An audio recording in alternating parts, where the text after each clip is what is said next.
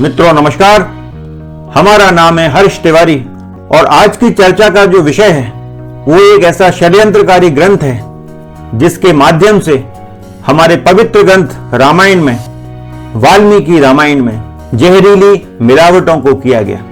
मित्रों, भारत में सदैव से श्री राम और माता सीता का चरित्र अनुकरणीय आदर्श रहा है। श्री राम की कथाओं से यह चरित्र जन जन तक पहुंचाया गया और जिस कथा के माध्यम से यह चरित्र पहुंचाया गया जन जन तक, उस कथा का जो मूल स्रोत है वो है श्रीमद् वाल्मीकि रामायण, जो महर्षि वाल्मीकि द्वारा लिखी गई।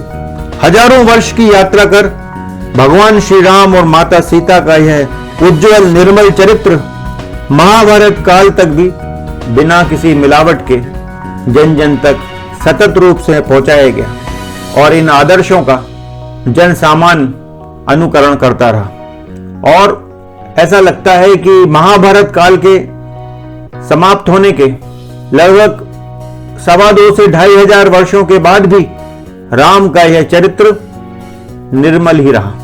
लेकिन उसके बाद और लगभग आज के समय से हिसाब यदि लगाएं तो आज के हिसाब से लगभग 2,25 वर्ष पूर्व कुछ ऐसी नवीन मान्यताएं भारत में प्रकट हुई जो सनातन धर्म के विरोध में बात करती थी।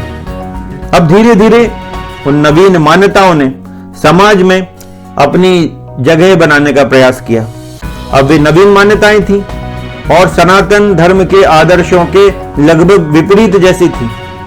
तो उन मान्यताओं के जो विद्वान थे उनके समक्ष उनकी नवीन मान्यताओं के प्रचार प्रसार के लिए सबसे बड़ा रोड़ा भगवान श्री राम और माता सीता का चरित्र था। जब तक राम और सीता का निर्मल चरित्र जन सामान्य में था तब तक उनकी नवीन मान्यताओं को यह समाज पोषण नहीं दे सकता था। इसलिए राम और सीता के चरित्र को दाग लगाने के लिए, उनकी कीर्ति को मलिन करने के लिए अनेक प्रयास किए गए और इस समस्या का सबसे बड़ा निराकरण करने के लिए उन्होंने एक नवीन ग्रंथ की रचना की जिसे रामायण के रूप में ही प्रस्तुत किया गया। और ऐसा एक असत्य कथन किया गया कि ये जो रामायण है जो स्वयं वाल्मीकि द्वारा ही लिखी गई है। इस ग्रंथ की बनावट ऐसी रखी गई कि इसमें लोगों को लगे कि इसमें तो भगवान श्री राम और माता सीता के यश का गायन हो रहा है, उनके यश का गायन हो रहा है, उन्हीं के यश का वर्णन हो रहा है। इसमें अनेक ग्रंथों से भगवान श्री राम के विषय में जो सर्वोत्कृष्ट स्तुतियां थी उनका समावेश इस ग्रंथ में किया गया। अनेक सुंदर कथाएं निर्मित की गई जो पूर्ण असत्य थी, लेकिन उनको इतने सुंदर ढंग से प्रस्तुत किया गया कि वो असत्य होने के बाद भी वो सत्य सी लगने लगी। जितने भी झूठ भगवान की कीर्ति को मलिन करने के लिए लिखे जा सकते थे लिख दिए गए, लेकिन उनका प्रस्तुतिकरण इतना बढ़िया था कि एक तरफ तो भगवान के यश का वर्णन हो रहा है कि भगवान की कीर्ति ऐसी है, वे सर्वेश्वर हैं, परमात्मा हैं, ईश्वर हैं, जगदीश्वर हैं, राम नाम जो है सर्वश्रेष्ठ है। इस प्रकार की सारी बातें की गई हैं।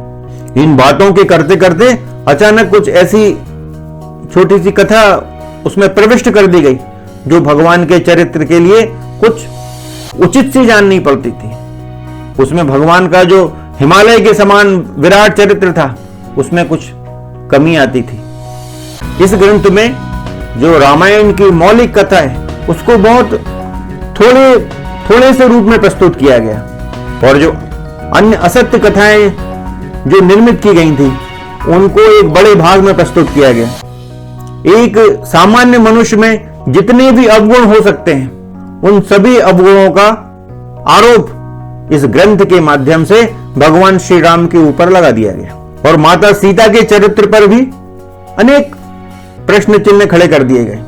कुछ श्लोकों में इनडायरेक्टली माता सीता के ऊपर जो आरोप लगाए गए, एक महिला को जो सबसे अपमानजनक शब्द संसार में कहे जा सकते हैं, उन श्लोकों में उन शब्दों का प्रयोग किया गया है और वे इनडायरेक्टली माता सीता के लिए ही प्रयुक्त किए गए हैं। उस ग्रंथ की जानबूझकर बनावट ऐसी रखी गई है कि उसको समझ पाना बड़ा कठिन है कि ये कोई राम की यश कथा नहीं है, भगवान श्री राम के निर्मल चरित्र का वर्णन नहीं हो रहा है, बल्कि इसमें तो बहुत बड़ा षड्यंत्र उनकी छवि को धूमिल करने के लिए किया गया है। अब यहां मुख्य मुद्दा यह नहीं है कि सनातन के क्षत्रियों ने एक ग्रंथ लिख दिया और उसमें भगवान के निर्मल चरित्र पर बहुत दाग लगाने के प्रयास किए गए। ऐसे प्रयास तो हमेशा से हुए हैं। अनेक नास्तिकों ने भगवान श्री राम को न जाने क्या क्या कहा है, भगवान श्री कृष्ण के विषय में न जाने कैसे कैसे शब्दों का प्रयोग किया है। लेकिन ये ग्रंथ जो है, इसको ग्रंथ कहा ही नहीं जाना चाहिए। ये जो पुस्तक है या ग्रंथ कहा जाए तो शत्रु ग्रंथ कहा जाना चाहिए इसको, कि ये जो शत्रु ग्रंथ है इसको 2,250 साल पहले रचा गया। इन 2,250 वर्षों में बड़े बड़े विद्वान मनीषी धर्माचार्य इस भारतवर्ष में हुए। आश्चर्य है कि वो इस षड्यंत्र को समझ नहीं पाए। इस षड्यंत्रकारी ग्रंथ को शहद के रूप में लोगों के समक्ष परोसा गया, लेकिन उस शहद में विष भी मिला दिया गया, जहर मिला दिया गया। तो लोगों को वो विष तो समझ में नहीं आया, उस विष को शहद समझ के ही उसका सेवन कर लिया लोगों ने। तो 2,250 वर्षों से आज तक वो झूठी कथाएं, वो असत्य कथाएं अभी भी सुनाई जा रही हैं। इन 2,250 वर्षों में कितनी राम कथाएं हुई होंगी, कितने पंडाल सजाए गए होंगे, कितने पंडे पुजारियों ने राम कथा की होगी, और उन्हीं कथाओं में इन कथाओं का जो पूर्णतः असत्य थी उनको भी सुनाया गया होगा। और आज भी आप यदि YouTube पर ढूंढेंगे तो अनेक बड़े बड़े वक्तागण, धर्माचार्य उन्हीं असत्य कथाओं को सुना सुनाकर तालियां बटोर रहे हैं, बहुत सारा धन भी बटोर रहे हैं। तो क्या भगवान श्री राम एक व्यापार का विषय हो गए कि उनकी कथाओं को बेचा जाए और उनके चरित्र पर जो दाग लगाए गए उसकी चिंता कौन करेगा? माता सीता के विषय में इतने अपमानजनक शब्दों का प्रयोग कर कर लोगों के समक्ष प्रस्तुत किया गया है, उनका खंडन कौन करेगा? आजकल तो हम लोग देखते हैं कि बड़े बड़े धर्माचार्य आपस में झगड़ते रहते हैं, व्यासपीठ पर बैठकर वो एक दूसरे से वाद विवाद करते हैं। तो फिर इस रामायण में जो मिलावट कर दी गई है उनका विरोध कौन करेगा भाई? 2,250 वर्षों में कितने बड़े बड़े मनीषी हुए होंगे, धर्माचार्य हुए होंगे, रामानंदी आचार्य हुए होंगे। क्यों लोगों ने इन कथाओं पर आपत्ति नहीं की? क्यों इस ग्रंथ को लोगों ने लोगों के समक्ष ये नहीं बताया कि ये झूठा ग्रंथ है, ये ग्रंथ नहीं है, एक झूठी किताब है, ये शत्रु ग्रंथ है, ये शत्रुओं की साजिश है हमारे सनातन धर्म के विरुद्ध। लेकिन आश्चर्य कि जो सम्माननीय रामायण के अनेक संस्करण हैं, इस शत्रु रामायण को भी उन्हीं संस्करणों के साथ प्रस्तुत किया जाता है और उसका नाम बड़े सम्मान के साथ लिया जाता है। यह बहुत आश्चर्य का विषय है, क्योंकि भारत तो विद्वानों का देश कहा जाता है, बड़े बड़े धर्माचार्यों का राष्ट्र है। प्रारंभ से ही एक से एक महान मनीषी ऋषि मुनि इस धरती पर जन्म ले चुके हैं, लेकिन इतना छोटा सा षड्यंत्र नहीं समझ पाए। तो ये तो बड़े आश्चर्य का विषय है। जब हमने लव कुश की कथा का और सीता परित्याग की जो कथा है उसको असत्य कहा, तो जो कमेंट्स आए हमारे YouTube चैनल पर, हमारे लिए बड़ी अभद्र टिप्पणियों का प्रयोग किया गया। उससे हमको कोई दिक्कत नहीं है, क्योंकि हम तो भगवान श्री राम और माता जानकी के यश के लिए काम कर रहे हैं। लेकिन जब कोई वक्ता कुछ बोलता है तो उसकी नीयत देखनी चाहिए कि उस व्यक्ति की नीयत क्या है, कि वो हमारे धर्म के विरोध में बोल रहा है या हमारे धर्म के पक्ष में बोल रहा है। तो कुछ लोगों ने तो बड़ा अप्रिशिएट किया कि आपने अच्छी मेहनत करी, कुछ लोगों ने बड़ी अभद्र टिप्पणियां करी, तो उन लोगों को भी धन्यवाद।